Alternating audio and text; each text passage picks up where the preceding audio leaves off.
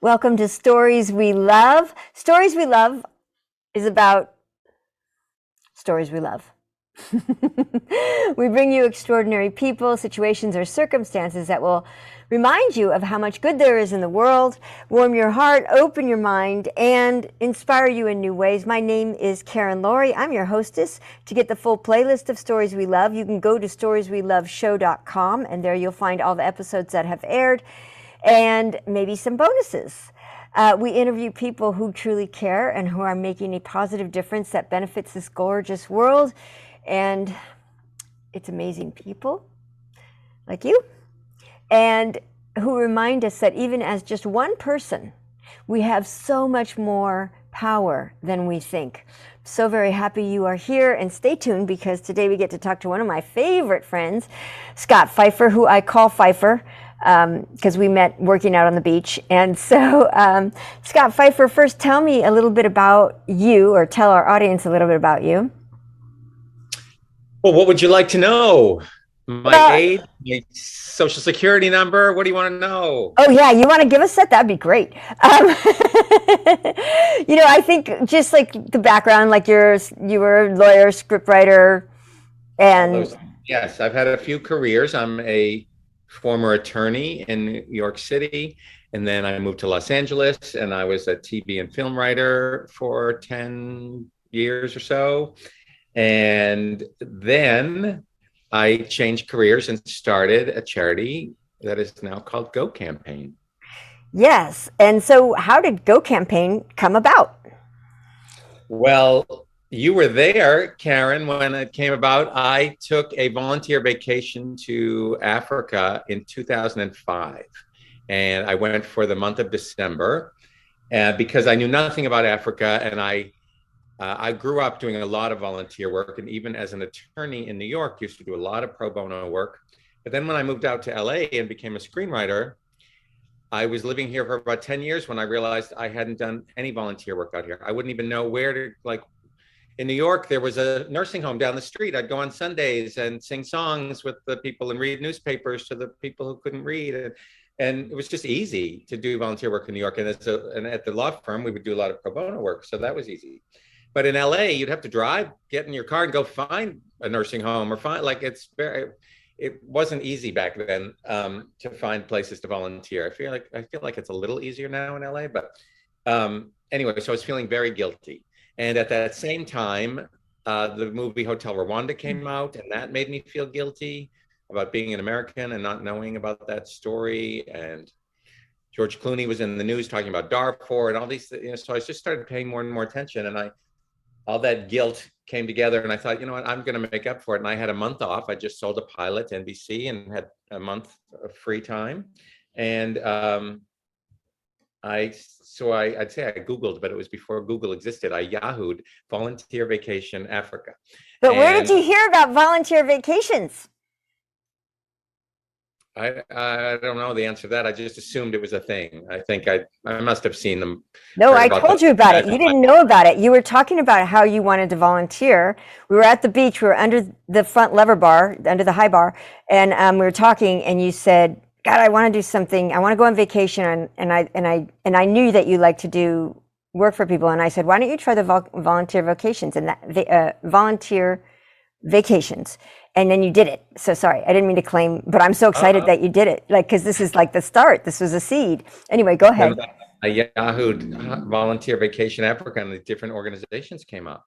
So you were helping me through that process, and so I found a place that put me up for a month, and they take care of you and they feed you and they, you know, make sure you're safe and teach you culture, proper customs, etc. And then they said, "Where do you want to be?" And I said, "What kind of work do you want to do? Do you want to work with women or animals or children?" And I said, "I don't know. I'm just going to learn. Just put me wherever you need me the most." And they put me at a center for street kids that in Tanzania and Kilimanjaro. I did get to pick Kilimanjaro. There were a few different locations, and Kilimanjaro sounded very exotic to me. Like, I'd heard the word, but didn't really know anything about it. And I was like, yeah, that sounds good. And so that was December 2005. And it was the best month of my life. And I I say that somewhat wistfully because I'll never have another month like that. You'd like to think the best month of your life is in front of you, and it possibly still is. But have a feeling that that was the best month of my life because it was really special. That can't be replicated. What made it so special?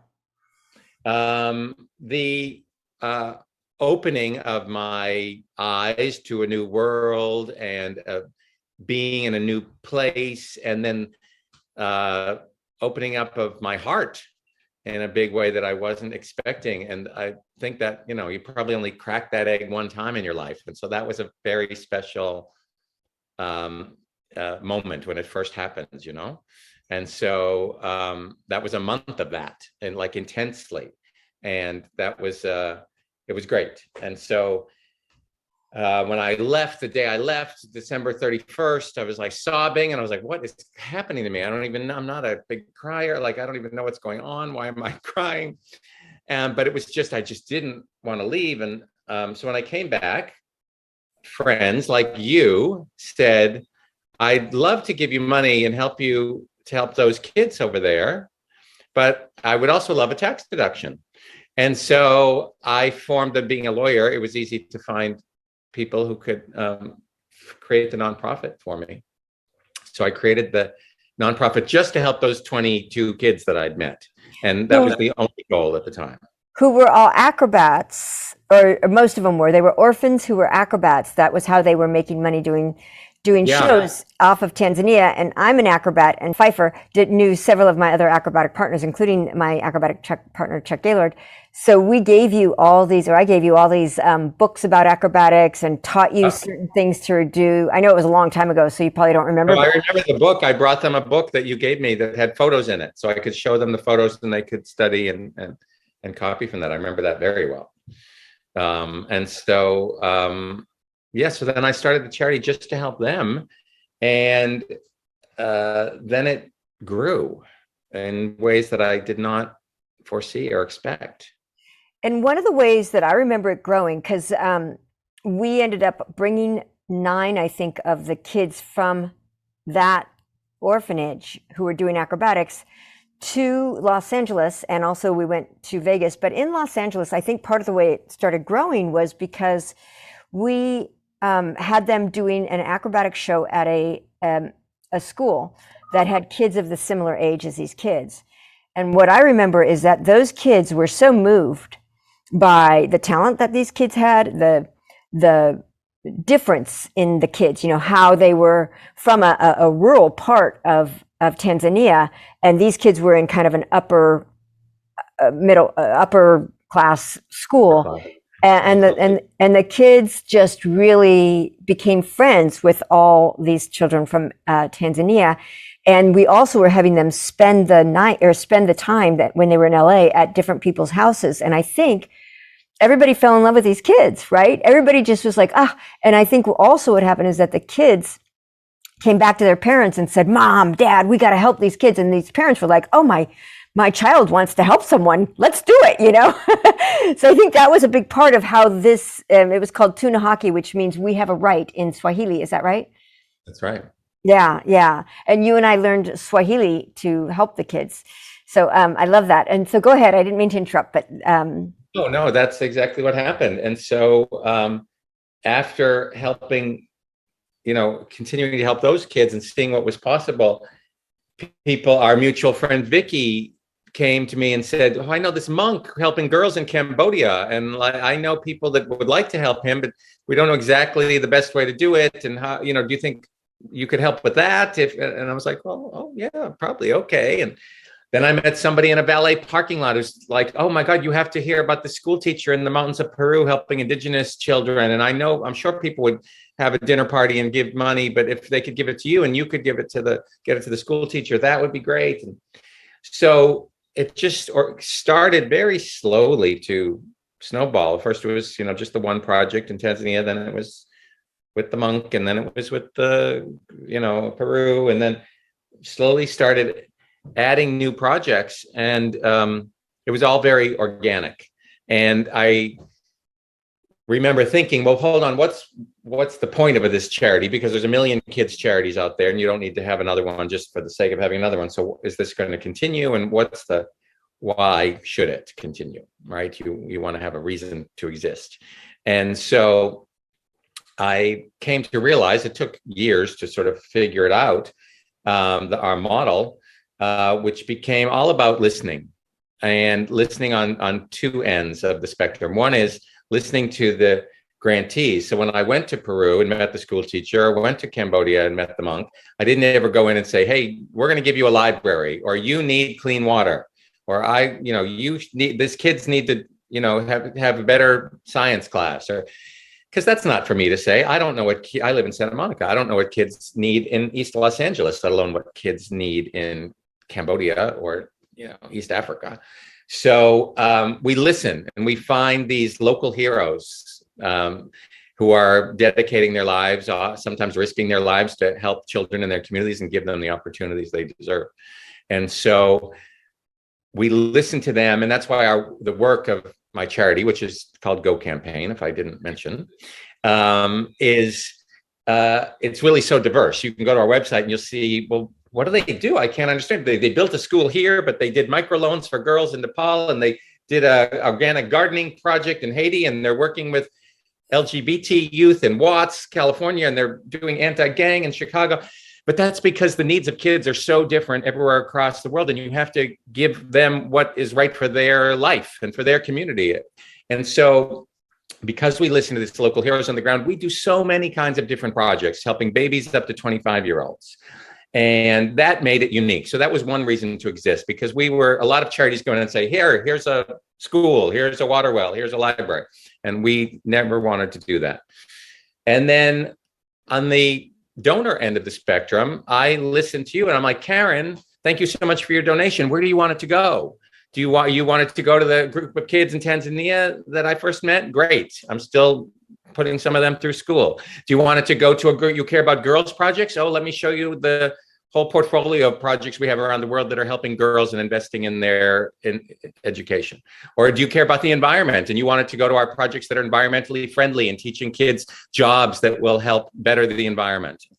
So we listen to donors and we let you sort of direct your money, so that instead of just writing a check, which is nice and I accept, but it's also nice if you can really, direct it and feel connected to your dollars at work. And so that's what makes Go Campaign different. Those things didn't exist certainly 15 years ago when I started the charity, and they're a little more common now. There's Donors Choose, and there's ways you can sort of direct your money, but still it's not so common to really listen to the people on the ground and work with them closely, and not have a sort of hierarchical relationship with them. But we are real partners. We're real family. And we feel the same way about our donors. We're real family. Like, I love it when somebody donates. If they want to go visit when they're climbing Machu Picchu and they can stop by and say hi to the school teacher, great. Or if they're going to, Africa on a safari, like, oh, you have to go and, have dinner with my friend who, built the school. So it's a real family feeling that I've tried to create at Go Campaign. And so that's what makes us different. Yes, I love that so much. And that family feeling is so important. And one of the things I love about you as the CEO of Go, and Go stands for Giving Opportunity, if I recall. Go Campaign, Giving Opportunity. And one of the things I love about you, Pfeiffer, is that you have so much integrity. You are a person, I don't know what the amount of money is that you spend on, administrative work or paying yourself or anything, but I imagine it's very low. Based on the fact that you're still in the apartment that you were in when you first started it.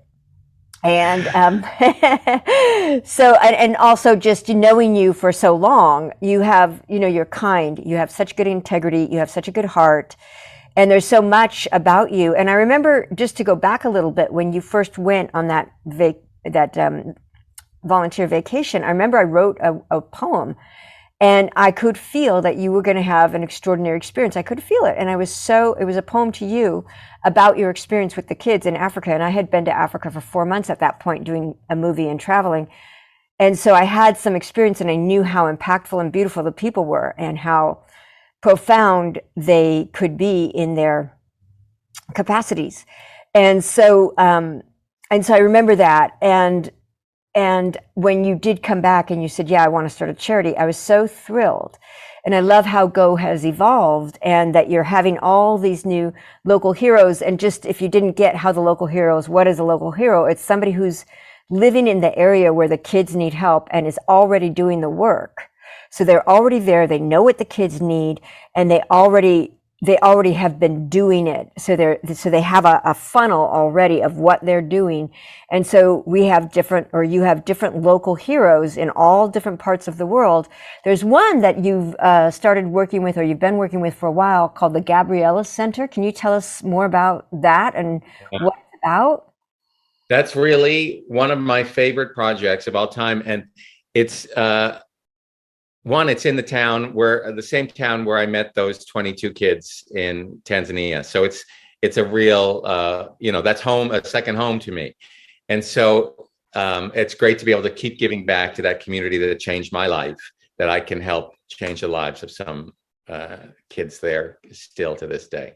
So it's a center for special needs children, autism, Down syndrome, cerebral palsy, all kinds of intellectual challenges, and some physical challenges as well.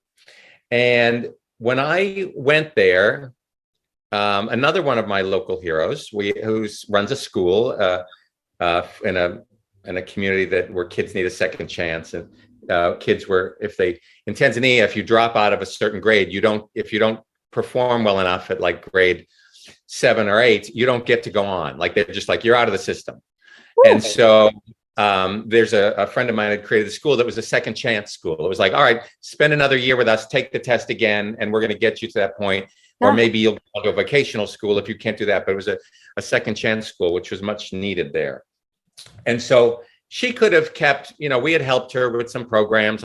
I forget what I think we built her classroom or a little library that she asked for, or something in the school.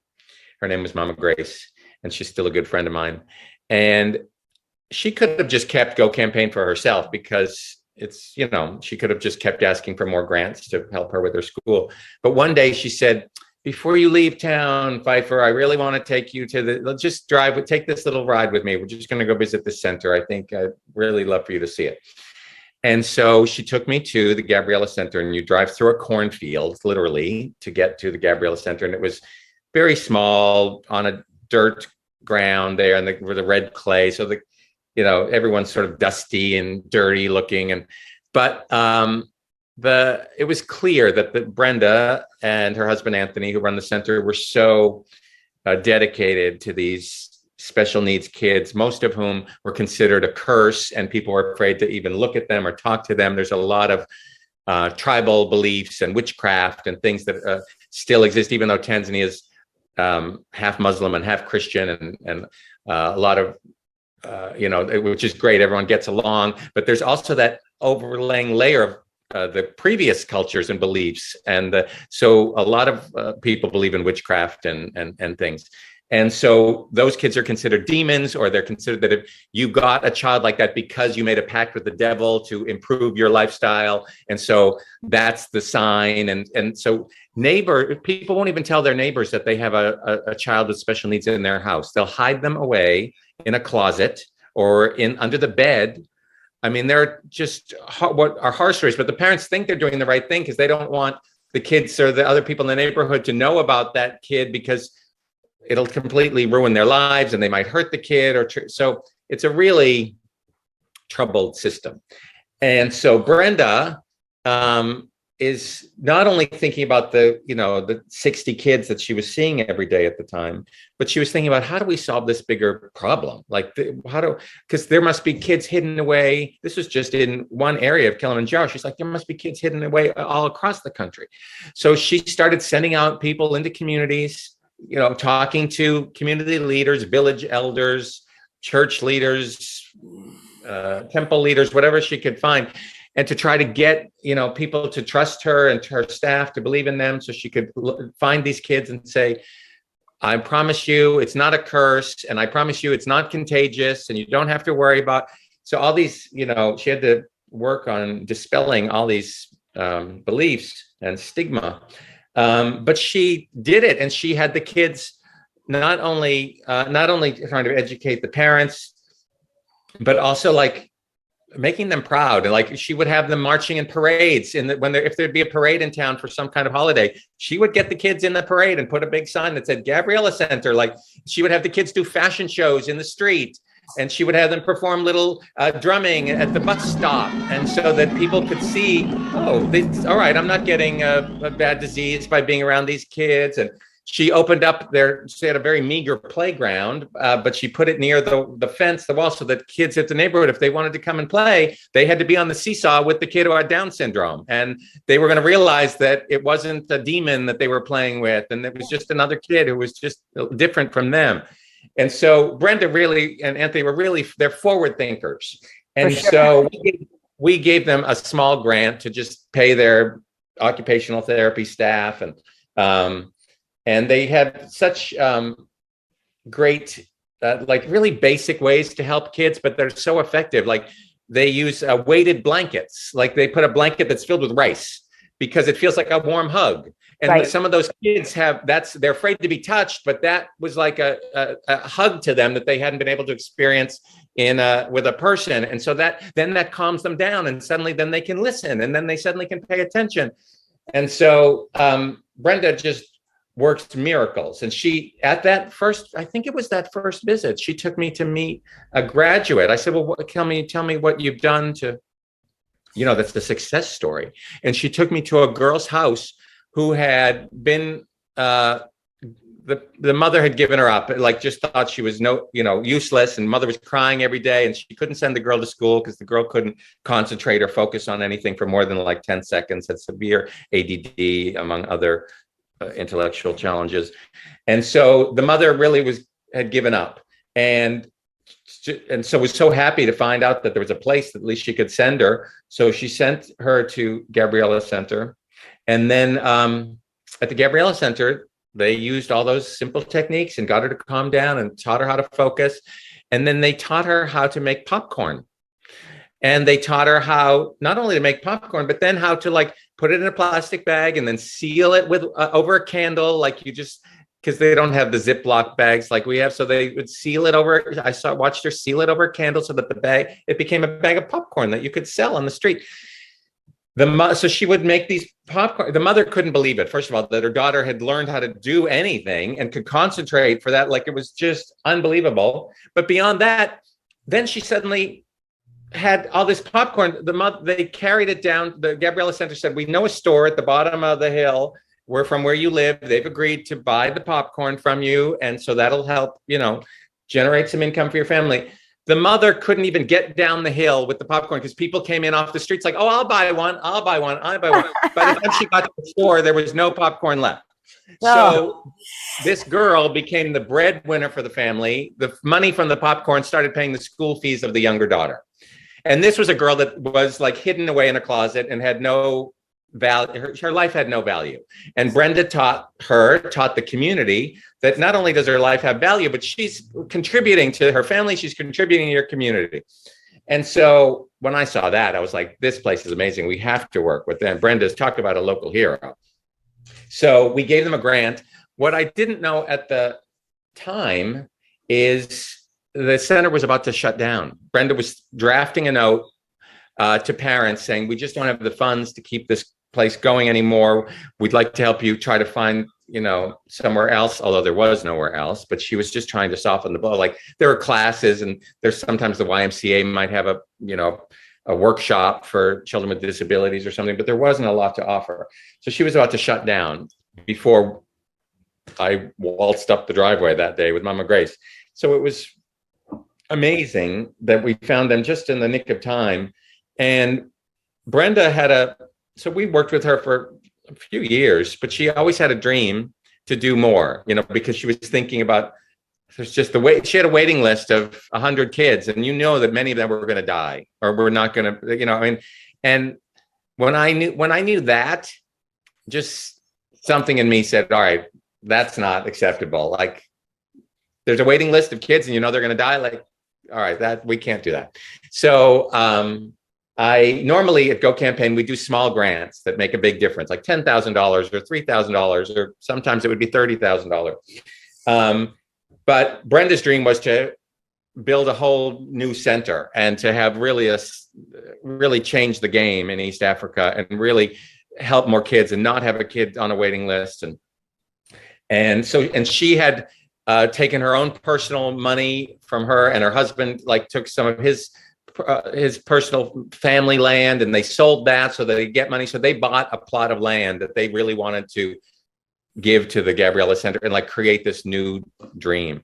And so when I heard that, I was able to come back to my board of directors and twist their arm that like, we have to take on a very big project. I said, it could cost $1 million to build the kind of place she's talking about, but in America, it would cost $30 million to build this kind of center. So just think of the bang for the buck we're going to get. And yes, I know $1 million is a ton of money for Go Campaign, and we don't have it right now, but we need to do this. Like we just need to do this. And they all agreed. And it was our 10-year anniversary. And I said, it makes sense because I started this organization 10 years ago in Moshi, and now we're going back 10 years later to the same town. Like it just all makes sense.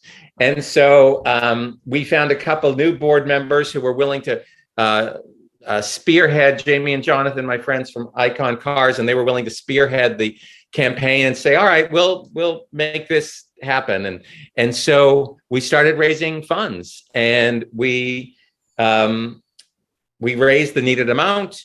I did a climb of Kilimanjaro with 10 people, and we raised the money to build a parents hostel so the parents could come and stay at the center and get trained and learn, so that then they could take their kids back home and continue the same trainings at home.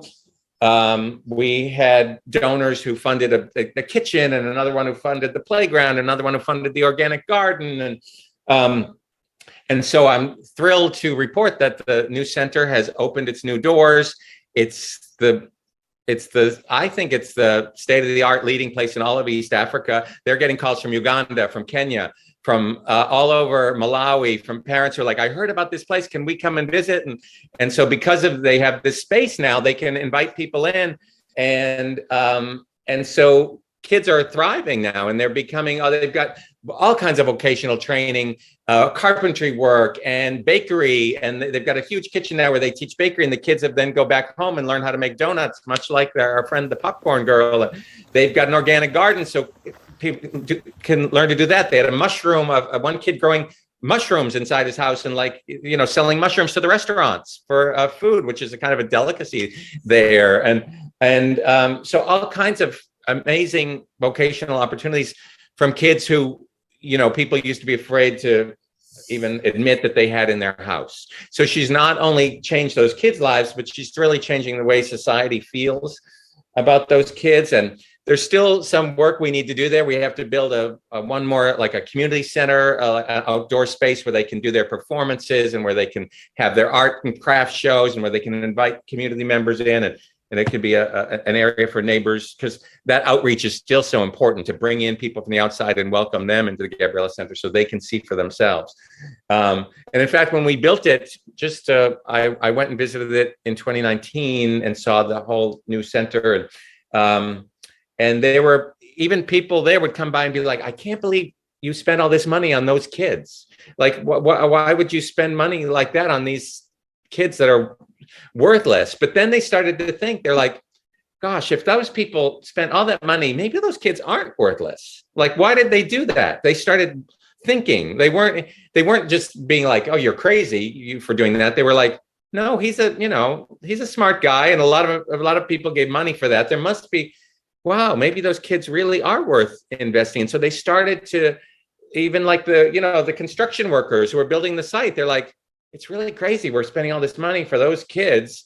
But then they started to ask, and they would talk to, ask Brendan Anthony, so what is it exactly you do here, and why are people helping you? And she's changing the conversation. And so that was our 10-year anniversary project at Go Campaign, and I couldn't be more proud of it. And it was such a great full circle moment, because it was back in Moshi that I love. And we'll continue to work with them, because we didn't want to just build this campus and then have it fall apart. So we have to keep working with Brenda until she can become more self-sufficient. So we're working with her on how she can apply for other grants. And income. She's got great ideas for income generating activities and in the community. Not only the bakery and the crafts, but all kinds of things.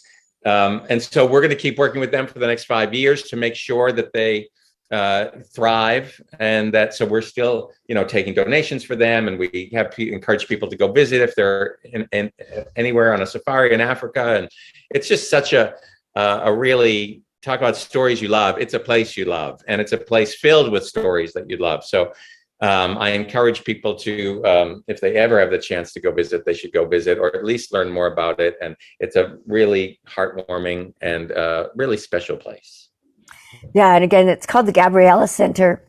And so it really made me cry, Pfeiffer. So what is it like? How did Brenda and her husband get so brilliant and inspired in this? Are they from Tanzania, or where are they from? They are, yes, we always invest in local heroes. So the people that we work with are from the community where that project is. We never help, even though there might be Americans or Europeans or people doing great projects throughout the world. We Go Campaign does not work with those projects. Like if I went and started my own school in Tanzania, Go Campaign wouldn't help me. But we will help somebody who's from the community, like Brenda, who is an occupational therapist there, and her husband was the same, and they met through their work, and Brenda realized that the numbers didn't add up. Like where are these kids? There have to be more of them around, and something's not right here. And so that's when she started going around and knocking on doors and talking to people and trying to figure out, all right, what we're finding that these kids were being hidden away. And so she hadn't even known that, like when she first started out as an occupational therapist, she didn't know that was part of the culture. No, I mean, she knew that it was a part of the culture, but she didn't know that they were being hidden under beds or locked away in closets, or she just right. No one talks about it. You don't know. You think that you just don't know. They're not seen. They're invisible. Right. And so, wow. And it's not something the government documents or anything anyone was paying attention to. Right. So she's like, these numbers don't add up. There have to be, there's kids out there and so she knew something was amiss. Yes. And as an occupational therapist, is that the clientele that she normally would work with? Or well, she had been working with special needs children, but then became, even more of an expert on these particular children with intellectual disabilities. And she sees such a wide range. I mean, every kid there has a different condition. It might be severe ADD or autism or Down syndrome or forms of cerebral palsy or any kinds of brain development issues. So you have to be an expert in all kinds of, where here you would go to a certain specialist in the States, for each one of those things, but there they have to do it all. wow. And so that they find methods of rehabilitation and therapy that work for all those kids. And then they tailor them for their certain needs. Like certain kids are in the classroom that need the dark colored walls because they need to be in that environment, or with the soft lighting, or other kids need more stimulation. And so they need physical stimulation. There's a what looks like a sandbox, but it's filled with beans. And it's just, you rub the beans against the kid's skin and they feel and so they'll do that for, half an hour a day with the kids and just rub the beans. But that stimulates their, sensitivity. And then they start, it affects the brain, and then they can start paying attention more, or they learn about something else. So one thing leads to another. So it's really, it's fascinating to watch. It's really wonderful. Yes. And I'm just so thankful to Brenda and her husband, and then any of the other people that are working there, and the parents that were willing to let their kids go there. And also what I really love is that they're doing performances, because I would imagine if they've been, hidden under a bed or in a closet, to be seen, to be appreciated, to be applauded. Yeah. It has to be so important, and I really believe children should be seen and heard. Yeah. And so this is something to me that it feels so valuable and so rich and so intelligent on the parts of Brenda and her husband, being able to really recognize those kinds of needs that might not even be spoken about, but are are so important. You know, when people have that experience of, you know, you've got to hide, you never get to shine. And it sounds like she's really letting these children shine in their way, in ways that feel good to them and that can encourage the culture to really shift. I love that so much. Yeah, it's really fun to watch the kids do their fashion show, because they not only they made the clothes themselves with the tailor, and then but to see that, like, there's a couple of the girls who just, you know, put the hand on the hip and they just work it down, you know, as they're walking around, and it's great. And you really see, you're like, wow, that's just what a transformation. It's Yeah, and to have that sense of safety, to be able to do that, to put your hand on the hip and to be all that you are, to be able to put on, you know, whatever it is that you're wearing, and to share it in front of others who may have had some hesitation about you being in the community, and to be able to really express it. I mean, that's just so beautiful in every way. I love it. I love it. I love it. So the center in Moshi is called the Gabriella Center, and Go Campaign is at gocampaign.org. So and Pfeiffer is you're like the CEO, or what are you? CEO? that sounds good. Yeah, I'm a CEO. The CEO, and it seems like pretty much everybody that's on the board is phenomenal. And Go Campaign is my very favorite charity because of your integrity and because of the way you help people, kids all over the world, and because of the way that you work with people who really understand what the issues are that their children in their community need. So I love you. I love the Go Campaign. Thank you so much for doing Stories We Love. And if you're watching, you can go to gocampaign.org. You can check out the Gabriella Center at Moshi. We're going to have more Stories You Love coming soon. Thank you so much. Again, my name's Karen Lorre. And again, if you want to get any other episodes, you can go to storiesweloveshow.com.